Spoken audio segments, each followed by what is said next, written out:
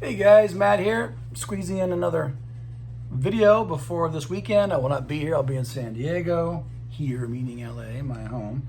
I'm gonna do R.E.M. today. I got a request to do R.E.M. a long time ago. I haven't done an 80s video in a while. I think you guys didn't really care for what was my last one, Replacements?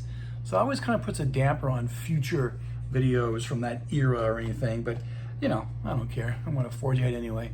R.E.M., one of my favorite bands of that time. I saw them live, bought all their albums, well, until the time that I'm gonna finish this video. I'm gonna do from 83, Murmur, or 81 when the Hip Tone single came out, through 96, Adventures in Hi-Fi, and that'll be it, all right?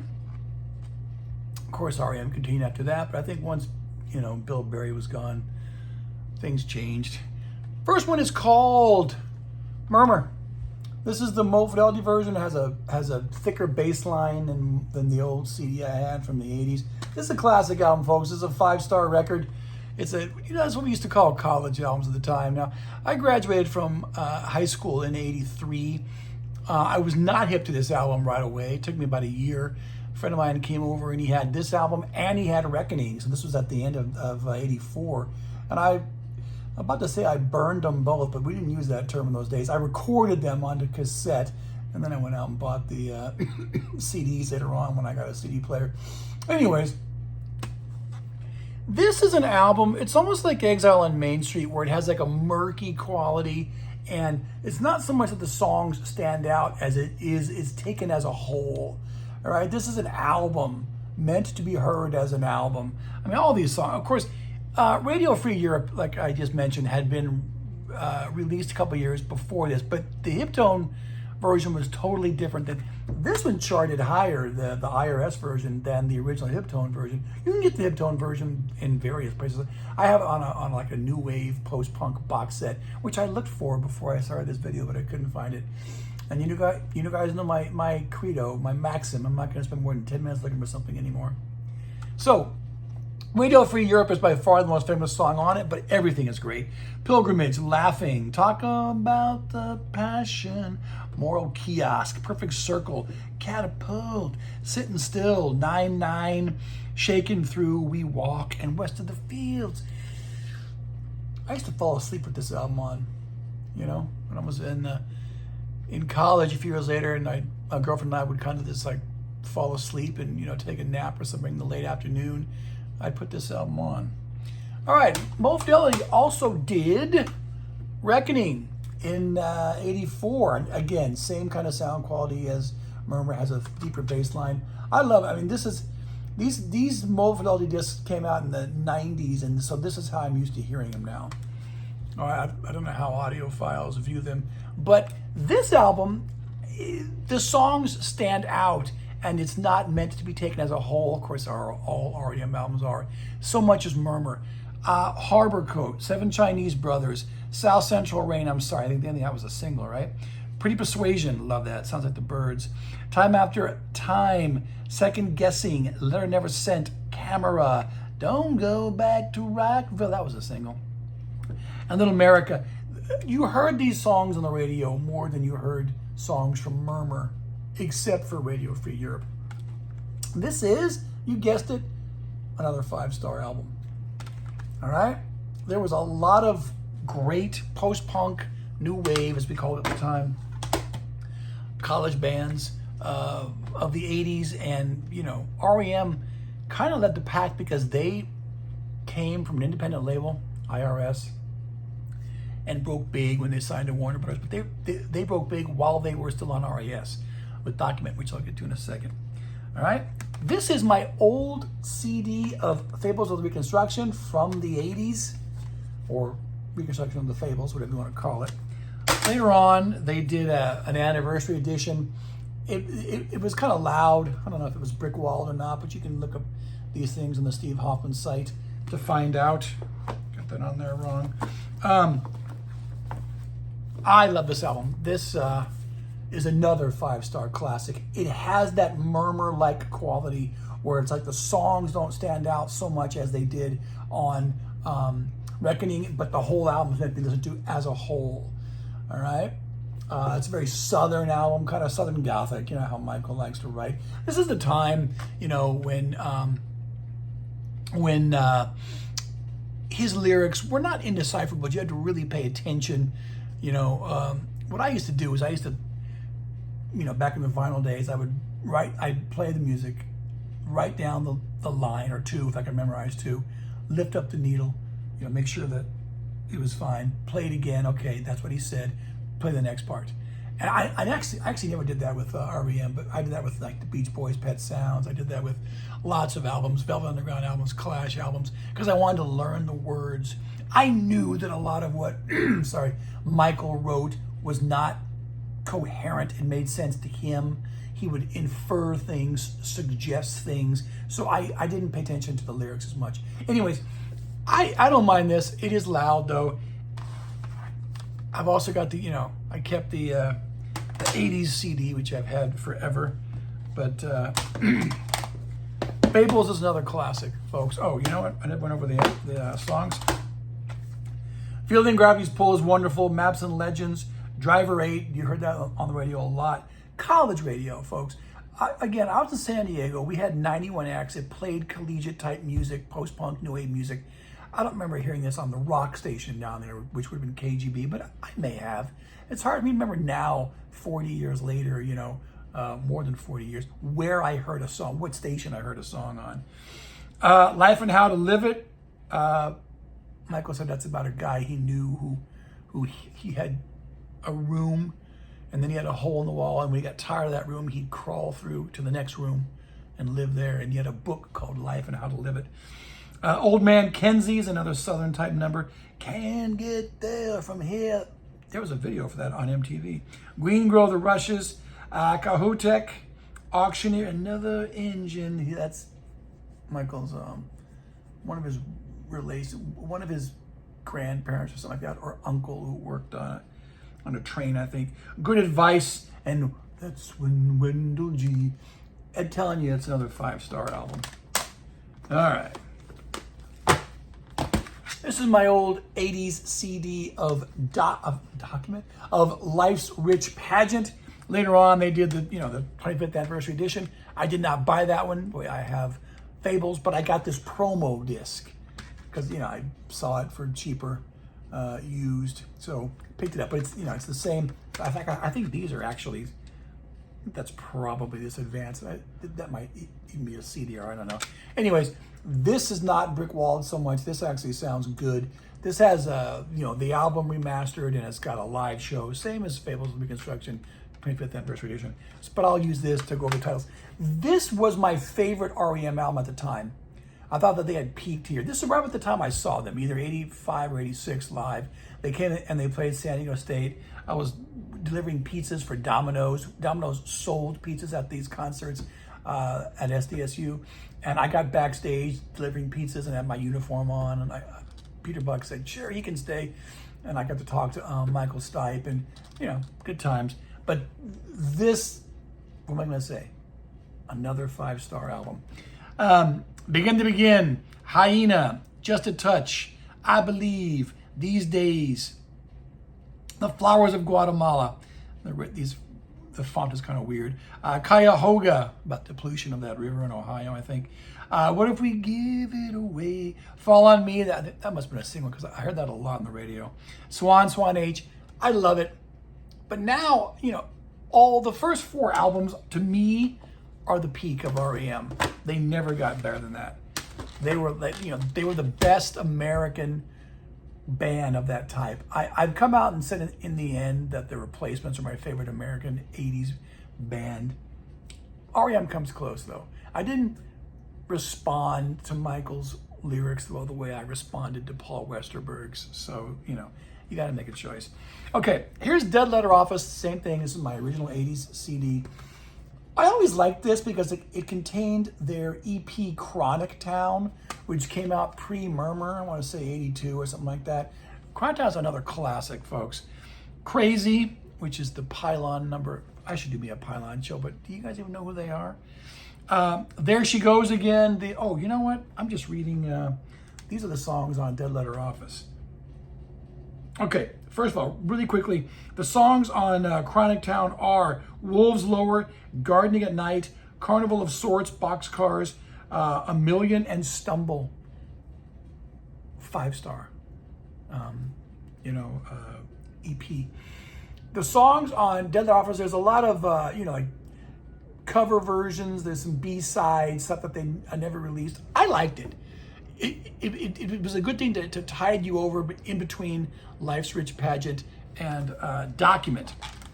Okay, Document comes out in '87.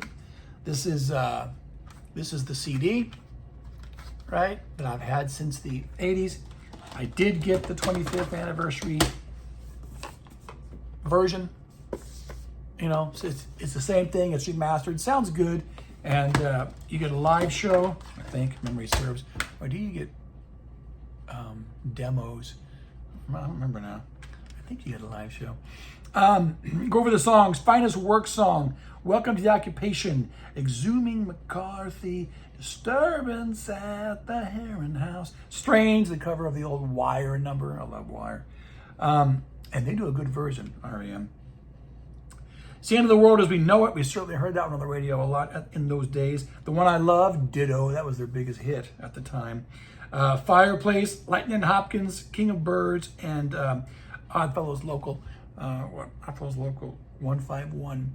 So maybe not as good as the first four, but damn close. If those were all 5, this is a 4.5. The Birds, like kind of the Rickenbacker 12-string sound that Peter Buck had. I don't think he ever played a 12-string, but he may have. That Roger McGuinn type sound was kind of gone by then. They were going for like a harder rock, louder drum sound, trying to distinguish themselves and do things different. I think it works. I think it's a good album. Okay, Green, '88. They released all these albums in a row. This was the first one that I didn't quite cotton to at the time. I like it fine now. Still maintain this is their worst album of the '80s, though, but it's not bad. Let me go over the singles with you, because I never remember what's on this album, and I guess I can read them, but all the same. Orange Crush, that was all over the radio. Stand, of course, was that was their biggest hit of the '80s, bigger than the One I Love. Pop Song '89, and then Get Up, which by then they weren't playing that one so much. Like I said, pretty good, but I wasn't crazy about it. And after this album, which, like I said, came out in '88, they didn't do another album until '91, 3 years later. And that was at a time, which was huge. By this point, I had almost forgotten about R.E.M. I was out of college. I was, living a new life, listening to mostly a lot of the same bands I did in the '80s. But boom, here comes R.E.M. again with, at the time, their biggest album. I don't know if this is their biggest selling album or not. It might be. I don't know. Lots of radio songs. First song was called Radio Song. Losing My Religion was huge. Low, Near Wild Heaven, that was a nice one. Endgame. I got a little tired of Shiny Happy People, I gotta admit, but that was a huge song. Belong, Half a World Away, Texarkana, Country Feedback, and Me and Honey. So, fine. Near White Heaven got a radio play, and, so did the other singles I was telling you about. Good album. Better than Green, but I don't play it that much because, oh my God. Well, my ex-wife took my automatic from People City. Didn't know I didn't have this in the stack, folks. I would have printed off a copy from Discogs online. Anyway, that's a classic. 1992, Automatic for the People is the last, I think, 5-star album that they would ever make. It is simultaneously an album like Murmur, where it's meant to be heard as a whole, and the individual songs stand out. Now, since I don't have a CD here, I'll look for the singles. Everybody Hurts, again, that was all over the radio. Drive was a big one. Man on the Moon, Sidewinder Sleeps Tonight, yeah, Night Swimming, Find the River. Those were the 45s. Most of those songs you heard a lot on the radio. Automatic for People is easily my favorite R.E.M. album after the first 4 or 5. In fact, I like it more than Document. So I would put it in the 5-star category along with the first 4. All right? Okay, 94, Monster. Monster is at least half classic. You know, they're really experimenting more with Pete's guitars, making it louder, more grungier sound. This was, 94. It was post Nirvana, post Pearl Jam, post grunge.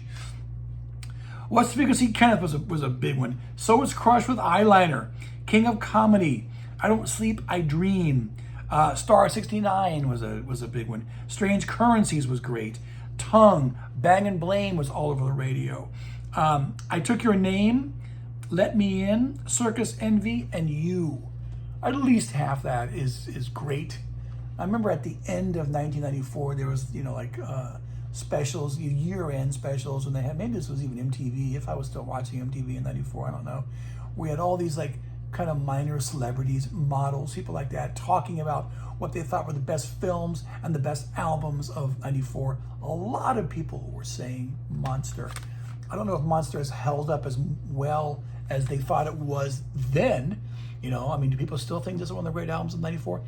I'm going to say probably, if I ever get to 94 in my, best of the year albums, this will make my top 20, I'm sure. We'll see if it makes my top 10. But, it's definitely good. And that's the last time I would really be in love with an R.E.M. album. 96, Adventures in Hi-Fi. I had moved up here to LA by then. My life was totally different. I had this kind of line of demarcation where it's like I wasn't young anymore. I was, 31 when this came out. I liked the album without loving it. It was kind of like a green or something for me. Let's go over the singles here with you again. Ebo the Letter, of course. Bittersweet Me. Electrolyte was a good one. How the West Was Won and Where It Got Us. Yeah, and there's another one that I liked too. Undertow, yeah. Gosh, I don't see it. Well, anyways, I like the one where he's talking about Mulholland Drive. I thought that Monty Got a Raw Deal was on this. Was that a B-side? Oh, well. It was about this time of this. Anyways, this is the last one that I enjoyed, but again, I did not love it. And after this, their albums would kind of go downhill. Not even take the kind out. So I'm stopping here at 96. They were, thoughts on R.E.M., they were a class act. They showed how you could go from being, like what Sonic Youth would do later on. You could go from being like a college type band, a collegiate band, on an indie label and sign to a major label, but have hits, which, a band like Sonic Youth never did. Bands like that really paved the way for grunge and for Nirvana.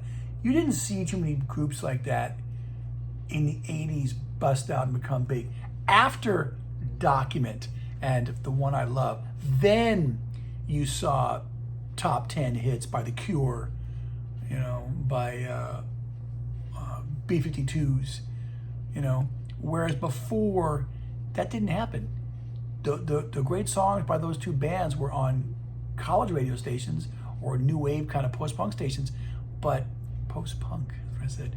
But they weren't top 10 pop hits, I think you can thank R.E.M. for that. Anyways, yeah, again, one of my favorite 80s bands, probably one of my favorite bands, period. R.E.M., love them, hope you do too. Matt, signing off.